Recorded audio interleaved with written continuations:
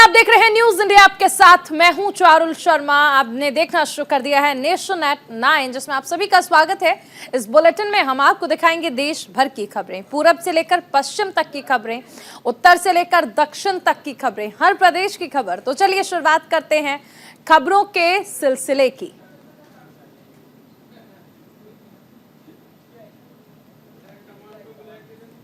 Bulletin की शुरुआत में बात करेंगे प्रधानमंत्री नरेंद्र मोदी के कर्नाटक दौरे की, जहां पर प्रधानमंत्री नरेंद्र मोदी इस साल में 8वीं बार कर्नाटक दौरे पर मैसूर पहुंचे, जहां पीएम मोदी आज प्रोजेक्ट टाइगर के 50 साल पूरे होने पर कार्यक्रम का उद्घाटन करेंगे। इसके बाद PM Modi Bandipur tiger reserve जाएंगे और मुदुमलाई टाइगर रिजर्व में थेप्पाकड़ू हाथी शिविर का दौरा करेंगे। वहीं पीएम मोदी बाघ संरक्षण के लिए अमृतकाल का विजन भी जारी करेंगे और इंटरनेशनल बिग कैट्स अलायंस की शुरुआत करेंगे। आपको बता दें कि IBCA में ऐसे देश शामिल हैं जहां मार्जर प्रजाति के साथ पशु बाघ, शेर, तेंदुआ, पुमा, जगुआर और चीता पाए जाते हैं। ये संगठन पशुओं के संरक्षण एवं सुरक्षा पर ध्यान केंद्रित करता है। प्रधानमंत्री के दौरे को लेकर मैसूर में सुरक्षा के कड़े इंतजाम किए गए हैं। जिला प्रशासन ने 6 अप्रैल से 9 अप्रैल तक बाघ अभ्यारण्य में पर्यटकों पर प्रतिबंध लगा दिया है। अगली खबर दिल्ली से है, जहां आज कर्नाटक दौरे से लौटने के बाद प्रधानमंत्री मोदी बीजेपी के चुनाव समिति की बैठक में शामिल होंगे। बैठक में पीएम मोदी के साथ बीजेपी के राष्ट्रीय अध्यक्ष JP नड्डा, गृह मंत्री अमित शाह और बीजेपी पार्लियामेंट बोर्ड के मेंबर्स मौजूद रहेंगे। बताया जा रहा है कि 11 अप्रैल को बीजेपी कर्नाटक विधानसभा चुनाव में अपने उम्मीदवारों की घोषणा कर सकती है। हालांकि सबसे खास बात यह है कि कर्नाटक में विधानसभा चुनाव की घोषणा होने के बाद प्रधानमंत्री नरेंद्र मोदी पहली बार आज कर्नाटक दौरे पर है। शाम में दिल्ली आने के बाद पीएम मोदी बीजेपी मुख्यालय में केंद्रीय चुनाव समिति की बैठक में शामिल होकर कर्नाटक में होने वाले विधानसभा चुनाव के लिए उम्मीदवारों की सूची पर मंथन कर सकते हैं।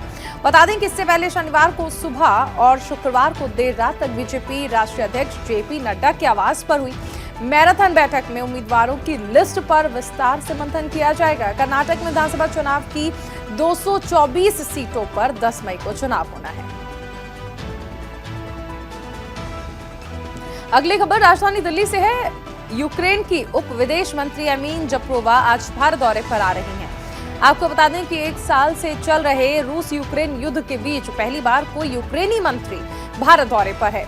अमीन भारत में 4 दिवसीय यात्रा पर रहेंगी और अपनी यात्रा के दौरान जपरोवा भारत सरकार के साथ कई मुद्दों पर बातचीत करेंगी। भारत से समर्थन के लिए मीडिया और थिंक टैंक से भी जुड़ेंगी। यूक्रेनी सरकार ने अतिरिक्त मानवीय सहायता का अनुरोध किया है, जैसे कि फार्मास्यूटिकल्स, मेडिकल और ऊर्जा उपकरण। युद्ध के दौरान क्षतिग्रस्त हुए बिजली के बुनियादी ढांचे की मरम्मत के लिए सहायता मांगी है। दोनों देशों में समर्थन के वितरण पर चर्चा करने की उम्मीद है। बता दें कि राष्ट्रपति जेलेंस्की से पीएम मोदी ने फोन पर बातचीत की थी। तभी पीएम ने कहा था कि युद्ध कोई भी समाधान नहीं है, भारत शांति प्रयासों में योगदान देने के लिए तैयार है। अब बात कर लेते हैं केंद्रीय वित्त मंत्री निर्मला सीतारमण के अमेरिका दौरे की, जहां निर्मला सीतारमण कल अपने आधिकारिक दौरे के तहत अमेरिका जा रही हैं।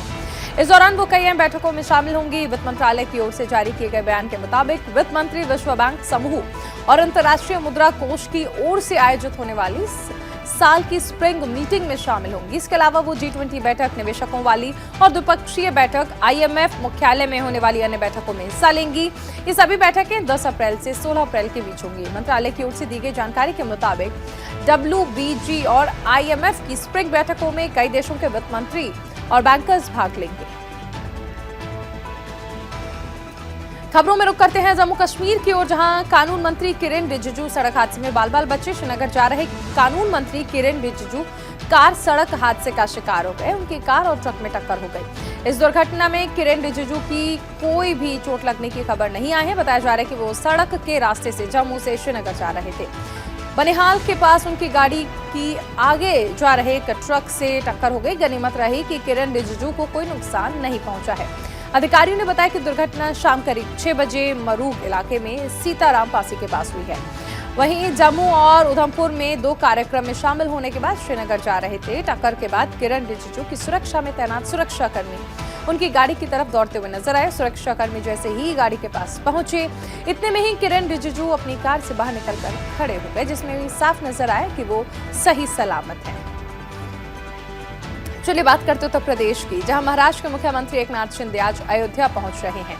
यहां वो रामलला के दर्शन करेंगे और साथ ही लक्ष्मण किला में साधु संतों का आशीर्वाद लेंगे। शाम को सरयू आरती भी करेंगे और इस दौरान सीएम एकनाथ शिंदे प्रदेश के मुख्यमंत्री योगी आदित्यनाथ से मुलाकात करेंगे। महाराष्ट्र में सत्ता बदलने के बाद मुख्यमंत्री एकनाथ शिंदे पहली बार अयोध्या पहुंचे हैं। अपने अयोध्या दौरे के दौरान एकनाथ शिंदे ने कहा कि मैं पहले भी अयोध्या आ चुका हूं, अब मुख्यमंत्री के तौर पर आया हूं, मुझे इसका आनंद है। पिछली बार हमारे विधायक दर्शन से वंचित रह गए थे, हमारा इसमें कोई राज के मुद्दा नहीं है। और इस दौरान शिवसेना सांसद और विधायकों ने लखनऊ हवाई अड्डे पर मुख्यमंत्री एकनाथ शिंदे के पहुंचने पर ढोल के साथ जोरदार स्वागत किया। खबर बिहार से है, जहां मुख्यमंत्री नीतीश कुमार ने एक बार फिर से बिहार हिंसा को लेकर बयान दिया। सीएम नीतीश कुमार ने कहा कि बिहार में आपस में किसी भी प्रकार का विवाद ना हो, इसके लिए हम लगातार प्रयास कर रहे हैं और सतर्क हैं। एक दो जगह पर कुछ लोगों ने झगड़ा किया तो प्रशासन की तरफ से तुरंत कार्रवाई की गई। उन्होंने आगे कहा कि बिहार हिंसा की जांच जारी है, धीरे धीरे सब पता चल जाएगा कि ये गड़बड़ किसने की है।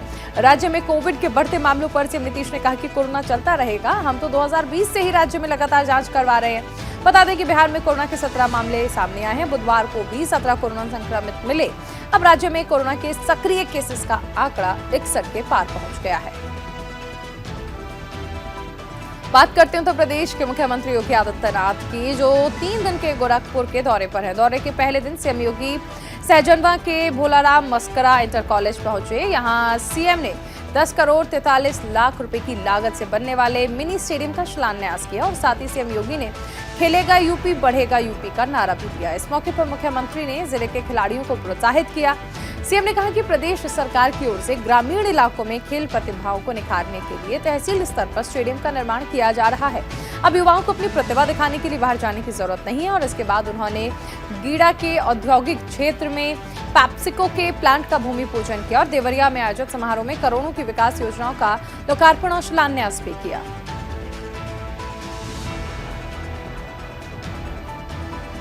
अगली खबर राजस्थान से है, जहां कांग्रेस नेता सचिन पायलट आज जयपुर में प्रेस कॉन्फ्रेंस करने वाले हैं। सचिन पायलट की प्रेस कॉन्फ्रेंस को लेकर कांग्रेस में हलचल तेज हो गई है।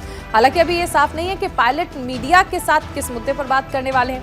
दूसरी तरफ पायलट समर्थकों ने सोशल मीडिया पर प्रचार शुरू कर दिया है। बता दें कि सचिन पायलट आज सुबह 11 बजे जयपुर आवास पर प्रेस कॉन्फ्रेंस करेंगे। सचिन पायलट सुबह 11 बजे जयपुर में अपने आवास पर प्रेस कॉन्फ्रेंस करेंगे और इससे पहले शनिवार शाम जयपुर के एल्बर्ट हॉल पर पायलट यूथ कांग्रेस के मशाल जुलूस में शामिल हुए थे और इस दौरान मीडिया को संबोधित करते हुए उन्होंने केंद्र पर जमकर हमला बोला था। अब देखना है कि आज पायलट किस मुद्दे पर अपनी बात रखेंगे। अगली खबर मध्य प्रदेश से है, जहां पर भोपाल में मुख्यमंत्री शिवराज सिंह चौहान ने ऐलान करते हुए कहा कि राज्य में आपत्तिजनक वेब सीरीज को रिलीज होने की अनुमति नहीं दी जाएगी। सीएम शिवराज ने कहा कि राज्य सरकार आपत्तिजनक वेब सीरीज पर प्रतिबंध लगाने के लिए कड़े कदम उठाएगी। भोपाल में धर्मगुरु देवकीनंदन ठाकुर के कार्यक्रम में हिस्सा लेते हुए सीएम शिवराज ने कहा कि देवकीनंदन ठाकुर ऐसी वेब सीरीज पर प्रतिबंध लगाने की आवश्यकता के बारे में बात कही है, क्योंकि इस तरह की सामग्री युवा पीढ़ी को संस्कृति से दूर कर रही है। सीएम शिवराज ने कहा कि राज्य सरकार इस दिशा में आवश्यक कदम उठाएगी। उन्होंने मध्य प्रदेश को धार्मिक और आध्यात्मिक महत्व की भूमि भी करार दिया। हाल के दिनों में कई ऐसी वेब सीरीज रिलीज हुई हैं जिन्हें परिवार के साथ बैठकर नहीं देखा जा सकता और ये वजह है कि वेब सीरीज पर सेंसर की नजर होने की बात कही जा रही है। और अब खबर पंजाब से है, जहां रोडरेज मामले में जेल से बाहर आए कांग्रेस के पूर्व प्रदेश अध्यक्ष नवजोत सिंह सिद्धू अमृतसर पहुंचे और इससे पहले वो जालंधर में पूर्व सांसद स्वर्गीय संतोख चौधरी के परिवार से मिलने पहुंचे थे। इसके बाद पत्रकारों को संबोधित करते हुए नवजोत सिंह सिद्धू ने मीडिया से बात करते हुए कहा कि पंजाब में माफिया राज को खत्म कर दंभ भरकर सत्ता में आई आम आदमी पार्टी के शासन में पूरी तरह से माफिया राज चल रहा है। राज्य में रेत से लेकर शराब माफिया पूरी तरह से हावी है। बता दें कि हाल ही में जेल से रिहा होने के बाद नवजोत सिंह सिद्धू दिल्ली में हाईकमान से मिलने के लिए पहुंचे थे, जहां पर उन्होंने राहुल गांधी, प्रियंका गांधी समेत पार्टी के कई दिग्गज नेताओं से मुलाकात की।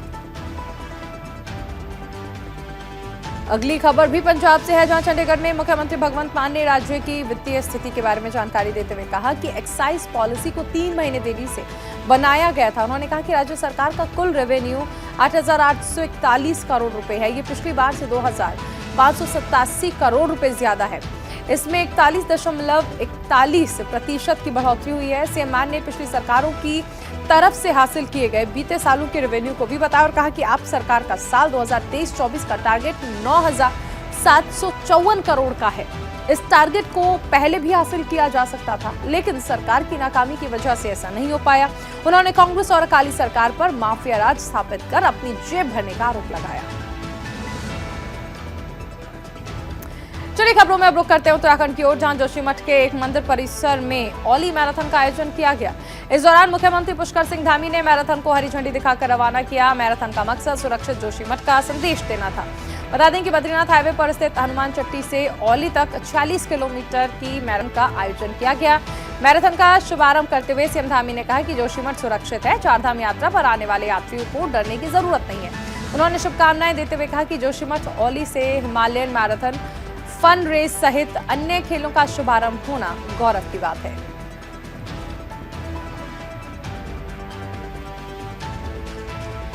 चलिए खबरों में बात करते हैं राजस्थान की। राजस्थान विधानसभा चुनाव होने में अब कुछ ही महीने बचे हैं और ऐसे में सभी पार्टियों की ओर से चुनाव की तैयारियां शुरू कर दी गई हैं। कांग्रेस नेता राहुल गांधी की लोकसभा सदस्यता रद्द होने पर जयपुर में युवा कांग्रेस के नेतृत्व में लोकतंत्र बचाओ मार्च निकाला गया। जयपुर की सड़कों पर भारतीय युवा कांग्रेस के अध्यक्ष श्रीनिवास बीवी के नेतृत्व में लोकतंत्र बचाओ मार्च में राजस्थान के हजारों युवा और कार्यकर्ता शामिल हुए। इस मार्च में कांग्रेस नेता सचिन पायलट मशाल लेकर शामिल हुए। बता दें कि सूरत की एक अदालत द्वारा 2019 के मानहानि मामले में राहुल गांधी को दोषी ठहराते हुए 2 साल की सजा सुनाई थी। उसके बाद उनकी संसद सदस्यता खत्म हो गई। बात करते हैं असम के मुख्यमंत्री हिमंता बिस्वा शर्मा की, जो तेजपुर पहुंचे और यहां पर उन्होंने हरिजन कॉलोनी में जनता को संबोधित किया। इस मौके पर सीएम हिमंता बिस्वा से लोगों ने अपने मन की बात कही, अपनी समस्याएं सीएम के सामने रखी, जिसके बाद सीएम ने सबको समस्या के समाधान का आश्वासन दिया। इस दौरान हिमंता बिस्वा शर्मा ने कहा कि दलित भाई बहनों को अब सफाई के काम के अलावा डॉक्टर, इंजीनियर और पुलिस विभाग में भर्ती होना चाहिए। उनके लिए यहाँ पर काफी स्थान खाली पड़े। उन्होंने कहा कि उनकी सरकार गरीबों और पिछड़ों के लिए ही बनी है। खबरों में रुक करते हैं हिमाचल प्रदेश की ओर, जहां मुख्यमंत्री सुखविंदर सिंह सुक्खू ने कहा कि पर्यटन और राज्य की अर्थव्यवस्था को बढ़ावा देने के लिए सरकार की ओर से प्रयास किए जा रहे हैं। बड़े पैमाने पर बुनियादी ढांचे के विकास की योजनाएं बनाई गई हैं। उन्होंने कहा कि सरकार ये भी सुनिश्चित करेगी कि राज्य सभी मौसमों में पर्यटन के लिए खुला रहे। सीएम सुक्खू ने कहा कि सरकार कांगड़ा को राज्य की पर्यटन राजधानी के रूप में विकसित करने पर ध्यान केंद्रित कर रही है और जिले के बुनियादी ढांचे को मजबूत करने के लिए एशियाई विकास बैंक द्वारा आवंटित 390 करोड़ रुपए खर्च किए जाएंगे।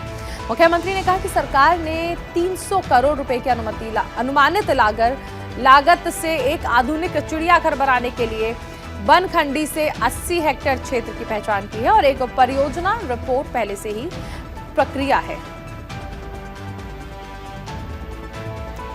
अगली खबर त्रिपुरा से है। मुख्यमंत्री माणिक साहा एक भारत श्रेष्ठ भारत कार्यक्रम में शामिल हुए। इस दौरान सीएम साहा ने पश्चिम बंगाल में बीजेपी की सरकार बनने का दावा किया। माणिक साहा ने ममता बनर्जी सरकार पर राजनीतिक विरोधियों को लोकतांत्रिक स्थान न देने का आरोप लगाते हुए दावा किया कि शांतिपूर्ण, पारदर्शी माहौल बनाने और विकासोन्मुख शासन के लिए आने वाले दिनों में बीजेपी राज्य में सत्ता में आएगी। साहा ने कहा कि एक डबल इंजन सरकार ही राज्य के विकास को आगे बढ़ा सकती है। उन्होंने बंगाल के लोगों से इस मॉडल को अपनाने का आग्रह किया। मुख्यमंत्री ने कहा कि आप भले ही बीजेपी के झंडे को अनुमति न दें, लेकिन भगवा पार्टी ने आम लोगों के मन में जगह बना ली है, जो भाजपा के विकास और विकास मंत्र में विश्वास करते हैं।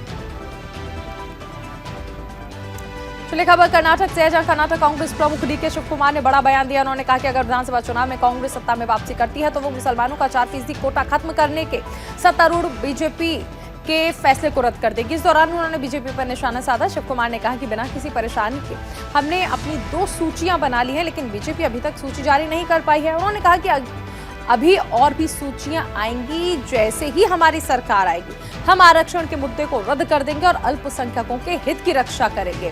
कर्नाटक सरकार ने मार्च में अल्पसंख्यकों के लिए 4% कोटे को खत्म करने और इसे राज्य के 2 प्रमुख समुदाय के मौजूदा कोटे में जोड़ने का फैसला किया था। कर्नाटक सरकार के फैसले के मुताबिक अब ओबीसी श्रेणी के 2B वर्गीकरण के तहत मुसलमानों को दिए गए 4% आरक्षण को अब 2 समान भागों में विभाजित किया जाएगा और वो कोलिका और लिंगायत के मौजूदा कोटे में जोड़ा जाएगा।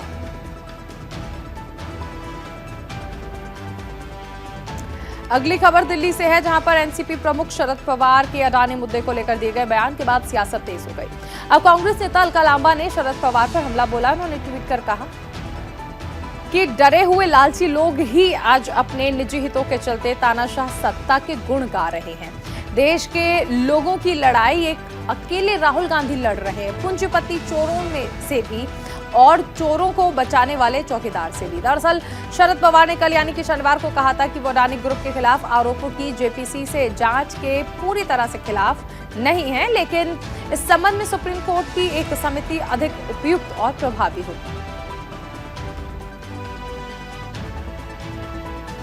खबर बिहार से है, जहां जेडीयू से अलग हुए राष्ट्रीय लोक जनता दल के अध्यक्ष उपेंद्र कुशवाहा ने आज पटना में अहम बैठक बुलाई। इस बैठक में राज्य के सभी 38 जिलों के पार्टी के प्रमुख नेताओं को बुलाया गया। इसमें उपेंद्र कुशवाहा के लिए एक मॉडल पेश करेंगे, वहीं प्रशिक्षण की तैयारी और तारीख तय की जाएगी। दूसरी ओर इस बैठक में 14 अप्रैल को बाबा साहेब भीमराव अंबेडकर की जयंती और 23 अप्रैल को बाबू वीर कुंवर सिंह जी की जयंती पर समारोह आयोजित करने को लेकर चर्चा होगी। बैठक को लेकर कयास लगाए जा रहे हैं कि उपेंद्र कुशवाहा आगामी आम चुनाव से पहले बीजेपी के साथ गठबंधन कर सकते हैं।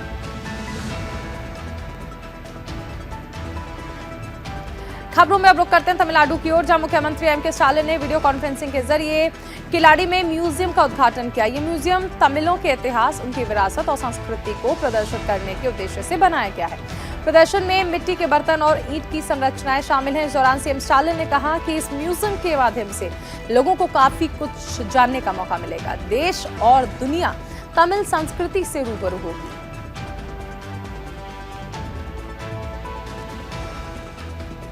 खबर केरल से है, जहां कोझिकोड ट्रेन में आग के शिकार लोगों से एमवी गोविंदन ने मुलाकात की और इस दौरान सीपीएम के राज्य सचिव ने पीड़ित के परिवार को सांत्वना दी। इस दौरान उन्होंने कहा कि मुश्किल घड़ी में सरकार पीड़ित के परिजनों के साथ खड़ी है, परिजनों को हर संभव मदद दी जाएगी। बता दें कि केरल के कोझिकोड में सहयात्री पर पेट्रोल छिड़ककर चलती ट्रेन में आग लगाने का मामला सामने आया था। इस घटना में कुल 3 लोगों की मौत हो गई थी, जिनमें एक मां बेटी भी शामिल थी। इस घटना में करीब 8 लोग घायल हो गए थे। इस पूरे मामले के आरोपी शाहरुख को पुलिस ने गिरफ्तार किया था।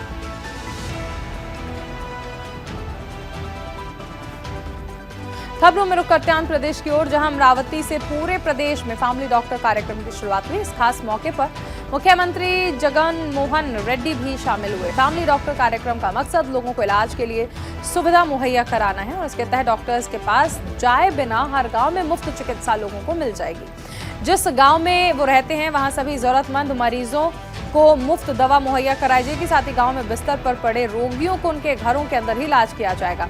बता दें कि इस योजना के तहत हर डॉक्टर महीने में कम से कम 2 बार सौंपे गए गांव का दौरा करेंगे और रोगियों को चिकित्सा सेवा उपलब्ध कराएंगे।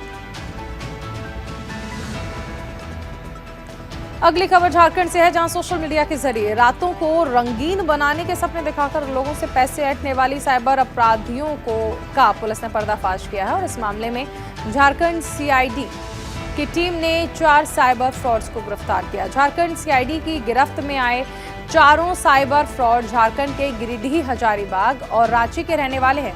इन चारों साइबर अपराधियों ने लोडिंग करने का एक अनोखा तरीका अख्तियार किया था। इन लोगों ने फेसबुक और इंस्टाग्राम पर कई ऐसे पेजेस बनाए जिनके जरिए ही एडिटिंग और सोनोग्राफी को प्रमोट करते थे। उन लोगों को फंसाने के लिए एक मोबाइल नंबर भी दे दिया जाता था। गिरफ्तार चोर साइबर अपराधियों के पास से 11 mobile phone, 25 SIM, 14 chequebook, passbook, 19 ATM card, 3 laptop और 21,550 की नकदी, एक स्वाइप मशीन, एक स्कैनर और एक राउटर बरामद किया गया।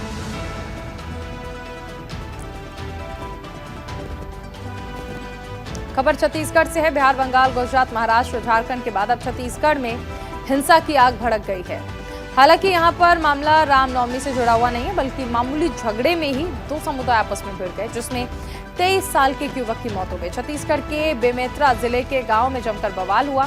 2 समुदाय के बीच जमकर पथराव हुआ, लाठियां चली, तलवार से हमले किए गए। दंगाइयों ने पुलिस को भी नहीं बख्शा। जिस गाड़ी से पुलिस वाले गांव पहुंचे थे उसे आग के हवाले कर दिया गया। आरोप है कि पुलिस के सामने ही एक समुदाय विशेष ने दूसरे पर हमले की कोशिश की, जिसके बाद लाठीचार्ज कर उन्हें खदेड़ दिया गया। हत्या और हिंसा के आरोप में अब तक 11 लोगों को गिरफ्तार किया गया है। भारी पुलिस बल गांव में तैनात है। बात करते हैं कोरोना के मामलों में तेजी देखने को मिल रही है। दिल्ली में कोरोना के केसेस में उछाल आया है। शनिवार को दिल्ली में कोरोना के कुल 535 नए मामले सामने आए, जबकि बीते 24 घंटे में पॉजिटिविटी रेट बढ़कर 23.05% हो गई है। देश में कोरोना के संक्रमित मरीजों की संख्या में हर बीते दिन इजाफा हो रहा है। देश में कोरोना के कुल 6155 नए मामले सामने आ गए हैं। देश की आर्थिक राजधानी कही जाने वाली मुंबई में कोरोना से हालात और ज्यादा खराब हो गए। बीते 24 घंटे में मुंबई में कोरोना के 207 मामले सामने आए हैं। अच्छी बात यह है कि इस दौरान किसी मरीज की मौत नहीं हुई। मुंबई में पॉजिटिविटी रेट 14.45% है। अगर पूरे महाराष्ट्र की बात करें तो यहाँ बीते 24 घंटे में कोरोना के 542 नए मामले सामने आए। खबर दिल्ली से, जहां कांग्रेस पार्टी से इस्तीफा देने के बाद देश के पहले गवर्नर जनरल सी राजगोपालाचारी के परपोते सीआर केसवन बीजेपी में शामिल हो गए हैं। उन्होंने 1.5 महीने पहले बड़े आरोपों के साथ कांग्रेस पार्टी से किनारा कर लिया था। केसवन ने कांग्रेस पार्टी के काम करने के तरीके पर सवाल उठाया था और कहा था कि 2 दशकों से जिस मूल्य ने उन्हें पार्टी से जोड़े रखा था वो अब पार्टी के काम करने के तरीके में नजर नहीं आ रहा है। बीजेपी मुख्यालय में सीआर केसवन ने बीजेपी ज्वाइन की। एक बार फिर से रुक करेंगे दिल्ली का, जहां पर दिल्ली एनसीआर में रहने वाले लोगों को बड़ी राहत मिली है। हटाने के बाद अब इंद्रप्रस्थ गैस लिमिटेड ने भी सीएनजी के दामों में कटौती कर दी है। दिल्ली में दाम में 6 रुपये और गाजियाबाद में और नोएडा में 5 रुपये की कटौती की गई है। आईजीएल ने पीएनजी की कीमतों में 5 रुपये प्रति यूनिट तक की कमी का फैसला किया है। ये कीमतें आज से लागू हो गई हैं। कीमतों में कटौती के बाद दिल्ली और नोएडा में अब सीएनजी 73.59 प्रति किलोग्राम हो गई है। वहीं दिल्ली में ये 48.59, नोएडा, ग्रेटर नोएडा और गाजियाबाद में 48.46 रुपये प्रति किलो बिकेगी। पिछले 2 सालों में सीएनजी की कीमतों में 80% से ज्यादा की बढ़ोतरी दर्ज की गई है। दिल्ली में अप्रैल 2021 से दिसंबर 2022 के बीच में सीएनजी की कीमतों में 15 बार बढ़ोतरी की गई थी। खबरों में रुक करते हैं महाराष्ट्र की तरफ, जहां पर मुंबई इंडियंस और चेन्नई सुपर किंग्स के बीच आईपीएल का 12वां मुकाबला मुंबई के वानखेड़े स्टेडियम में खेला गया। इसमें चेन्नई सुपर किंग्स की टीम ने एक तरफा 7 विकेट से मैच को अपने नाम किया और इस सीजन में अपनी दूसरी बड़ी जीत दर्ज की। 158 रनों के लक्ष्य का पीछा करने उतरी चेन्नई की टीम ने 18.1 ओवर में ही जीत हासिल कर ली। चेन्नई की तरफ से अजिंक्य रहाणे ने धमाकेदार 61 रनों की पारी खेली। मुंबई इंडियंस टीम की ये सीजन की लगातार दूसरी हार है। 158 रनों के लक्ष्य का पीछा करने उतरी चेन्नई सुपर किंग्स टीम की शुरुआत बेहद खराब देखने को मिली, जिसमें टीम ने अपनी पारी के पहले ओवर की चौथी गेंद पर ही विकेट गंवा दिया। और इसी के साथ नेशन एट नाइट में फिलहाल इतना ही। आप बने रहिए न्यूज़ इंडिया के साथ।